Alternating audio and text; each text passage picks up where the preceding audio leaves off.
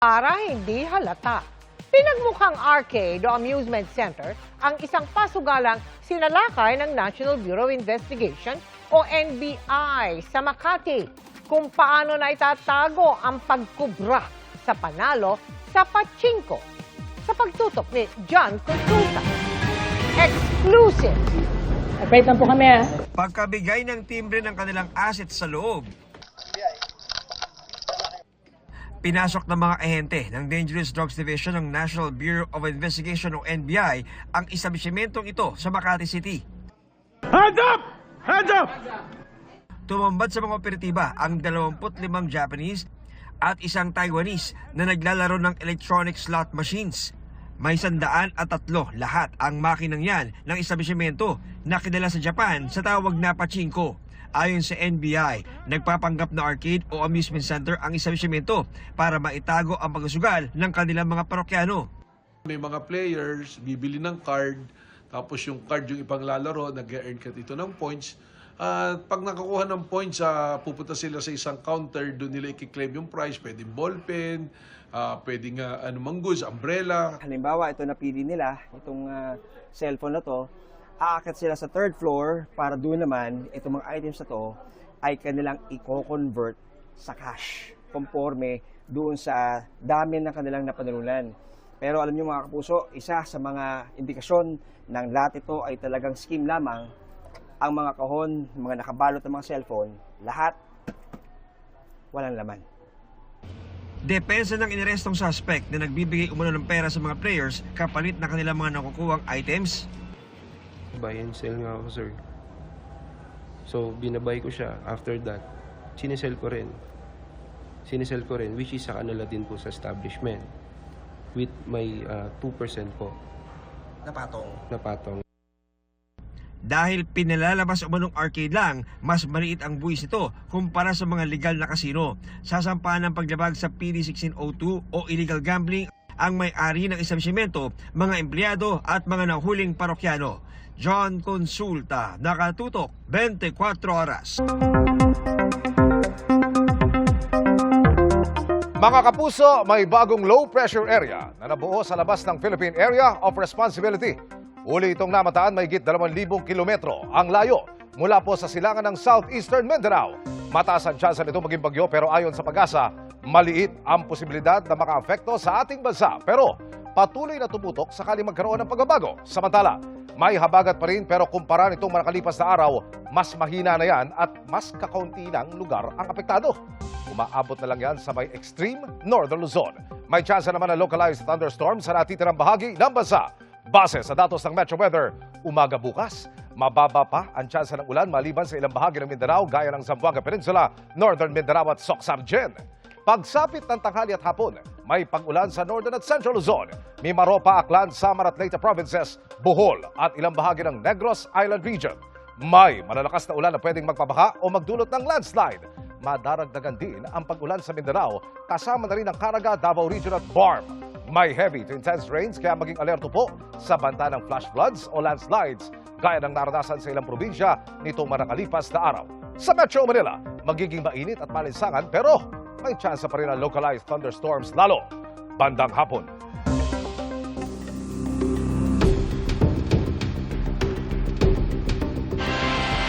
Target ng prosekusyon na mabuksan sa impeachment trial ni Vice President Sara Duterte ang ilang tax record niya at ng kanyang asawa. Magagawa kaya yan tulad ng nagawa noon sa impeachment trial ni dating Chief Justice Renato Corona? Nakatutok si Sandra Aguinaldo. Paglabag ba sa karapatan ni Vice President Sara Duterte ang pagbubukas ng kanyang tax at bank records gaya ng sinasabi ng depensa? O paglalahad lamang ng katotohanan gaya ng sabi ng prosecution? Dahil ako po ay nagsimula magtrabaho. Mainit na rin itong pinagdebatihan sa isa ring impeachment trial noong taong 2012 laban kay nooy Supreme Court Chief Justice Renato Corona. Kinuwestiyon noon kung tama ang kanyang idineklarang yaman, kaya pumirma siya sa waiver para mabuksan ang kanyang mga bank account. Ito po, pirmado ko na po. Pero meron siyang kondisyon. Dapat daw pumirma din ng waiver ang mga mambabatas. Kung hindi sila papayag sa hamong ito, bibigyan ko po ng direktiba ang aking defense panel na i-rest na po ang aking depensa. Total, wala naman silang napatunayang paratang laban sa akin. Nauwi ito sa kanyang biglang pag-alis sa paglilitis. The Chief Justice of the Republic of the Philippines wishes to be excused. Pero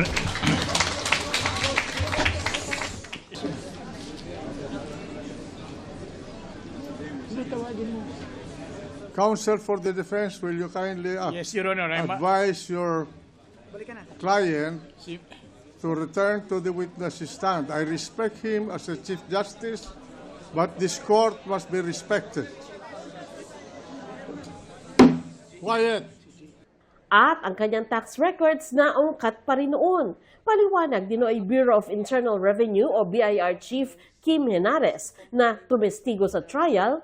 Nakasaad sa National Internal Revenue Code of the Philippines ng mga income tax returns na nakalagak sa Office of the Commissioner ng BIR ay magiging bahagi ng public records at maaring mabuksan sa inspeksyon sa utos ng Pangulo ng Pilipinas. Noong mga panahon na yon, pinayagan ni Pangulong Noynoy Aquino ang pagre-release ng tax records ni Corona.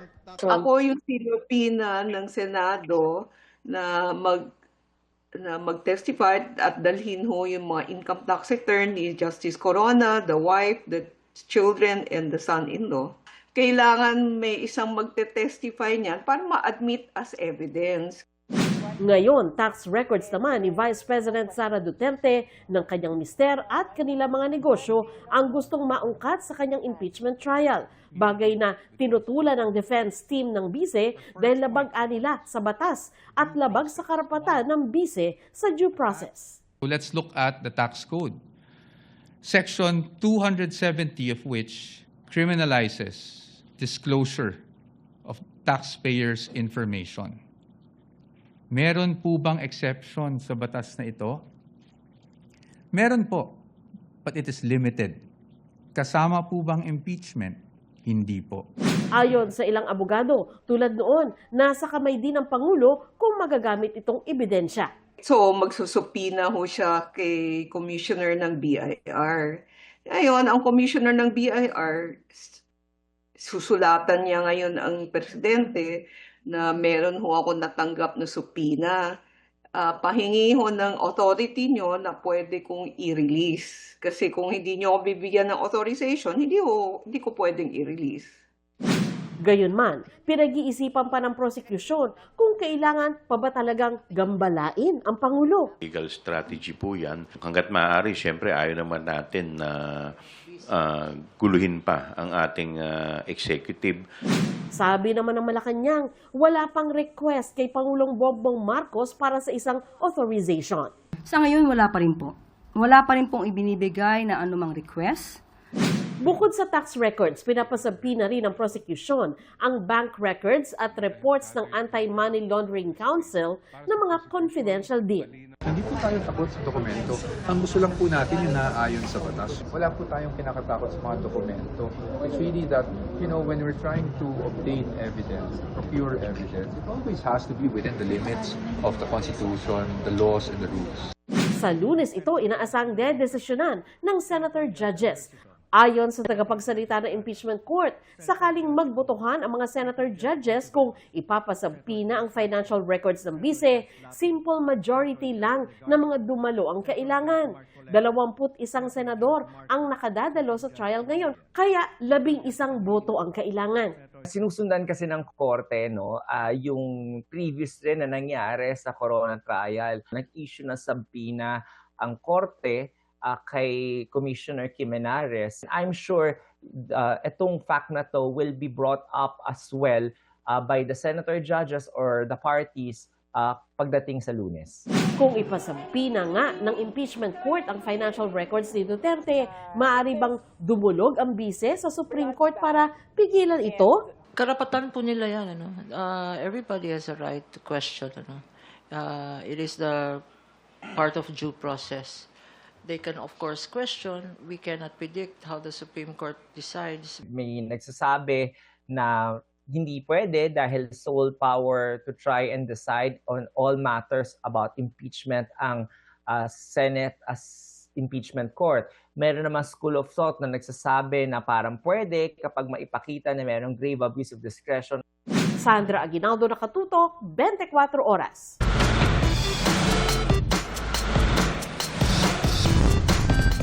Magandang gabi mga kapuso. Ako po ang inyong Kuya Kim na magbibigay sa inyo ng trivia sa likod ng mga trending na balita. May mga umusbong na tanong sa isip ng isang mountaineer nang sa kanyang pag-akyat sa Sierra Madre, may namataan siyang tila isang halamang may mga galamay. Ano kaya ito? Habang sinusuyo ng grupo ng mountaineer na si Mac ang isang masukal na trail sa kabundukan ng Sierra Madre, ito ang kanyang naispatan.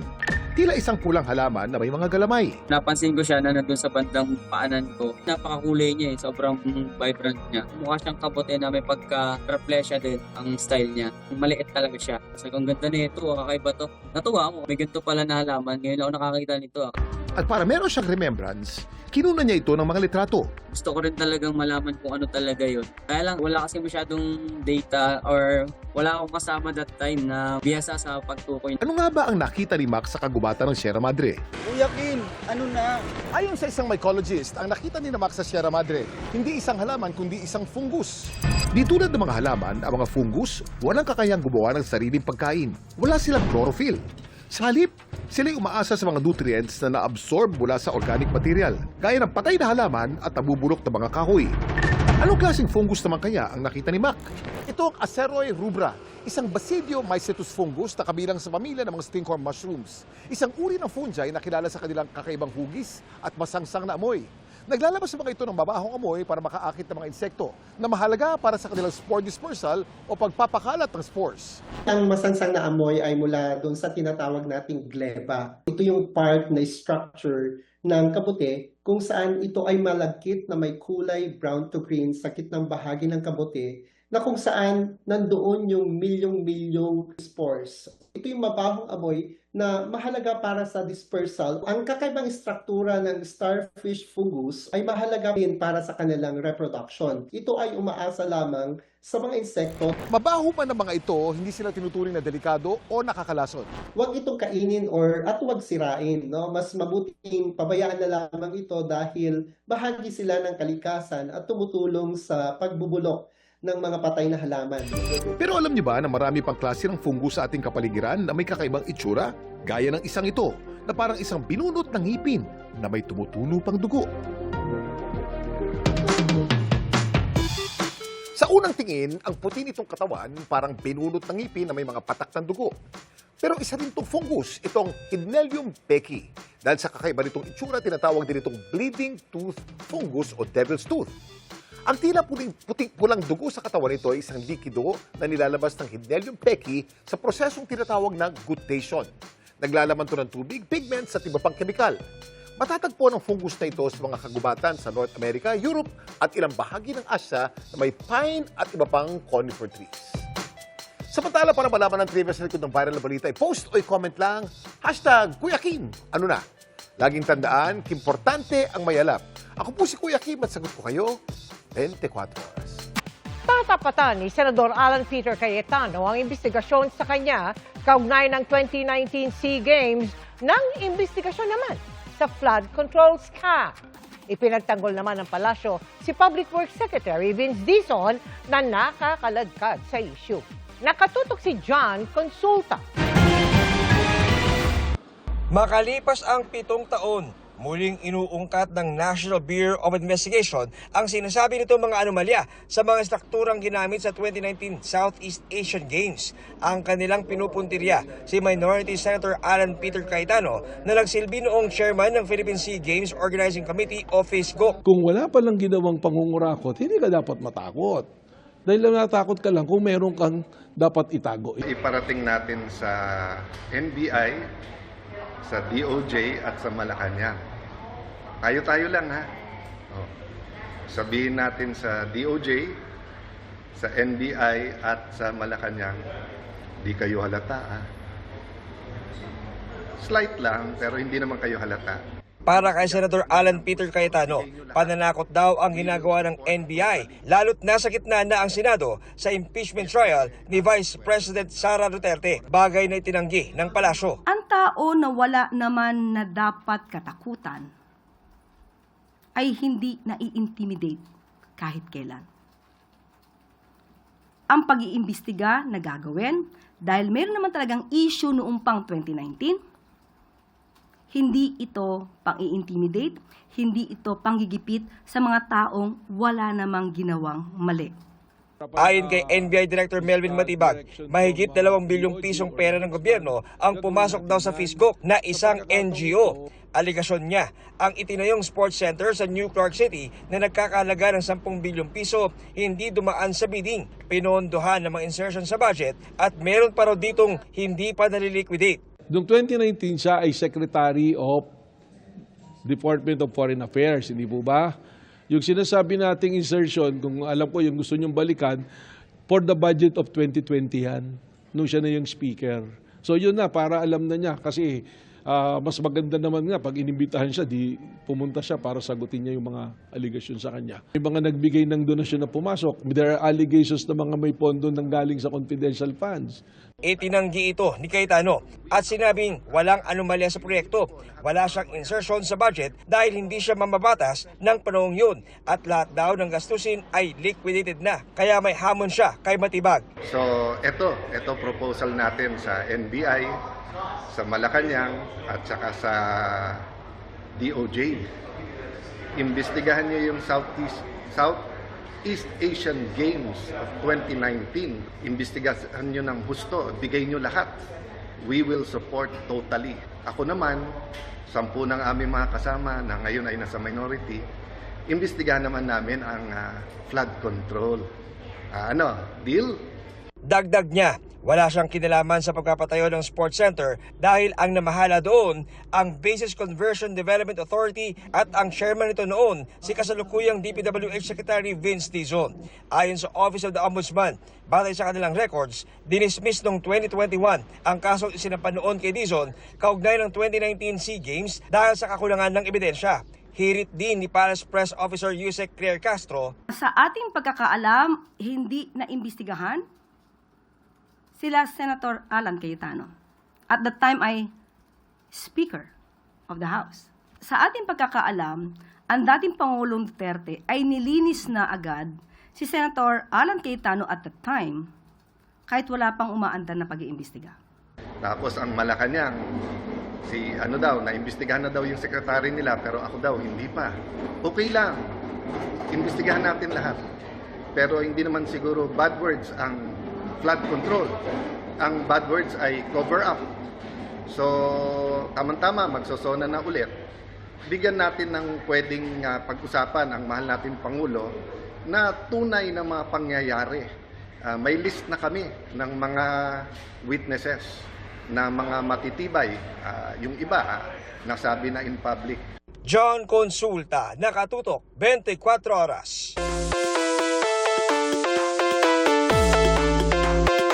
Pinaghahandaan na ng ace hurdler ng Philippine team na si Lauren Hoffman ang kanyang kampanya para umabot sa 2028 LA Olympics. Bago yan, nagpakitang gilas muna siya sa katatapos lamang na Philippine Athletics Championship. Let's get in the game. Kasama si Martin Javier.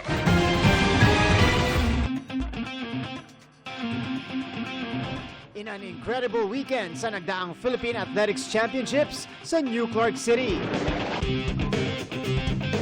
Muling nabawi ng athletics Olympian na si Lauren Hoffman, ang trono bilang top female hurdler sa bansa. 2 kategorya ang dinomina ni Lauren. Gold sa 400-meter hurdles at sa 100-meter hurdles. Beating out reigning SEA Games champ from Indonesia na si Dina Olia. It was exciting. A win is never it's never a given. Where I knew she'd get out on me and I'd have to chase her down with each hurdle. So I was able to just kind of reel her in and then just cross the finish line before her. A literal force on the track dahil 2023 lang nang mapabilang sa Philippine team si Lauren. pero sunod-sunod niyang nilampasan ang national record sa athletics. Currently holding 5 national records under her belt. Kabilang ang outdoor 100-meter at 400-meter hurdles, indoor 60-meter hurdles, at indoor 400 at 600-meter dash. It's a game of trying to beat your old self. There is pressure, but I also just want to see how far I can take it and how fast I can go. Born and raised sa Virginia, United States, ang 27-year-old track star. I started running 5Ks first when I was like in elementary school. 8th grade is when I learned how to hurdle and I fell in love with it. I have a lot of Filipino role models in my life. My Lola was one of them and my mom. Because of them, I'm able to do what I get to do today. Matapos manalo ng 2 bronze medals sa 2025 SEA Games, pinaghahandaan na ni Lauren ang Asian Games this year, pati ang goal na makabalik sa Olympic stage sa 2028. I'm just proud of myself for like sticking with it and showing up even when the days are hard, when things are challenging. I'm just proud of myself for this year to already be back in the 56s, even though it's been like a long journey from the Olympics. So we're just working on more speed, more fitness, and hopefully back in the 55s soon.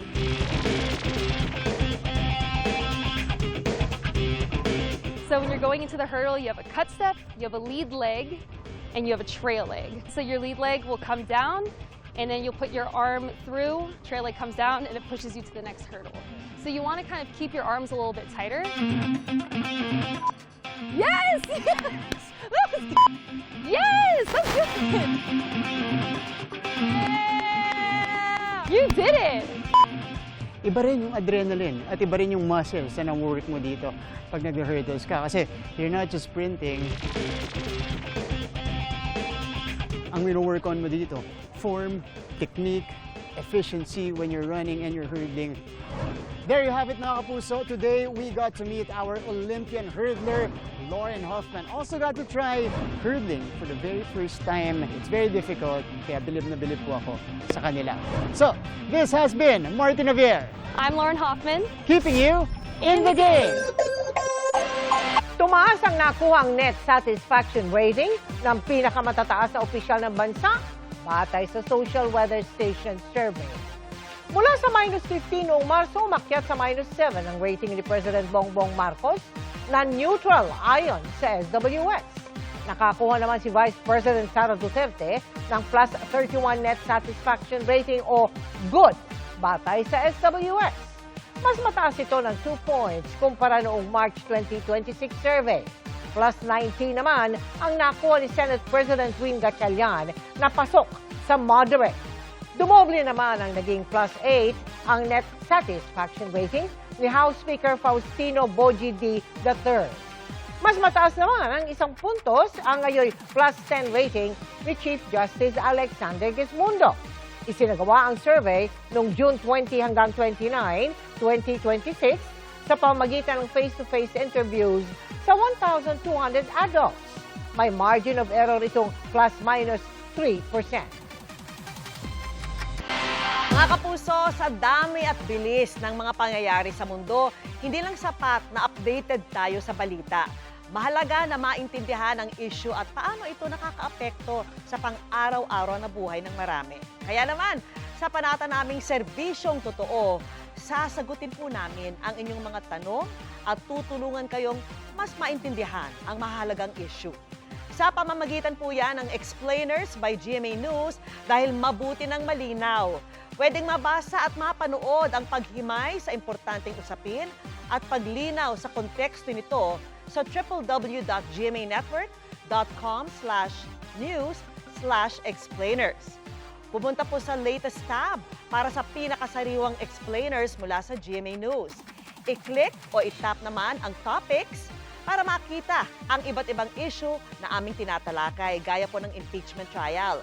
Para naman makita ang lahat ng explainers ng GMA News, pumunta lang po sa All Explainers.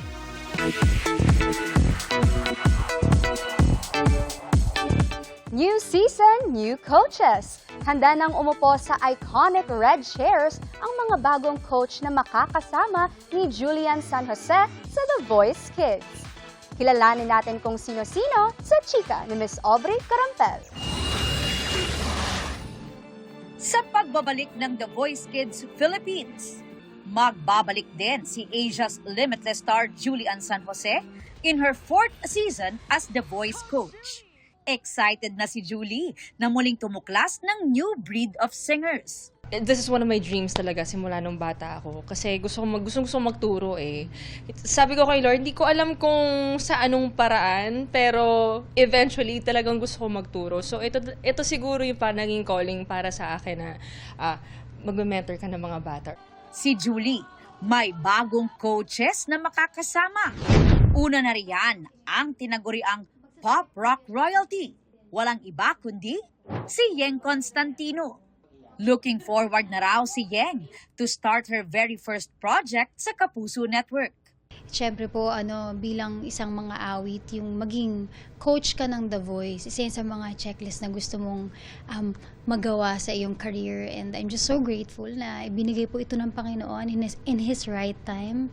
First time ring uupo sa iconic red chair. Ang equally iconic pagdating sa Pinoy rap. Andito na si Glock 9. Siguro kahit tawag nila sa akin coach dito, I'm sure marami akong matututunan sa aking mga fellow coaches, syempre si Julie, si Yeng, and yung mga ma-encounter at ma-meet namin ng mga batang singers, and I'm sure marami kaming matututunan sabay-sabay.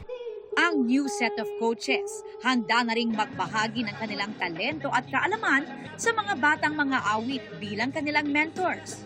Pero ano nga ba ang mga katangian ng mga batang mga awit ang hanap nila at makapagpapaikot sa kanilang mga upuan?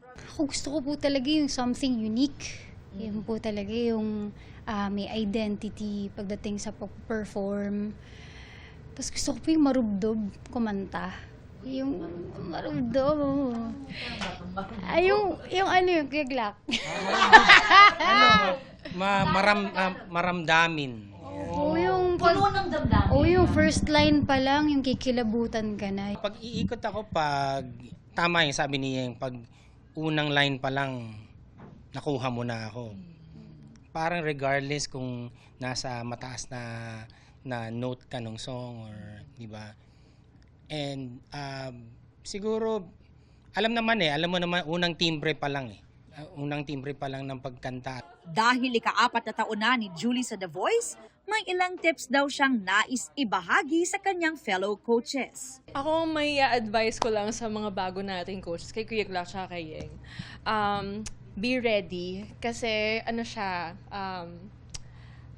mind, heart, and soul talagang apektado ka eh. As in, it's a great experience, pero nakakakaba, but at the same time, paglalaroan niyo yung emotions mo, especially that we're dealing with kids. Abangan ang new season of The Voice Kids soon sa GMA. Aubrey Carampel, updated sa showbiz happenings. And that's my chika this Thursday night. Sa ngalan ni Iya Arellano, ako po si Cheska Fausto.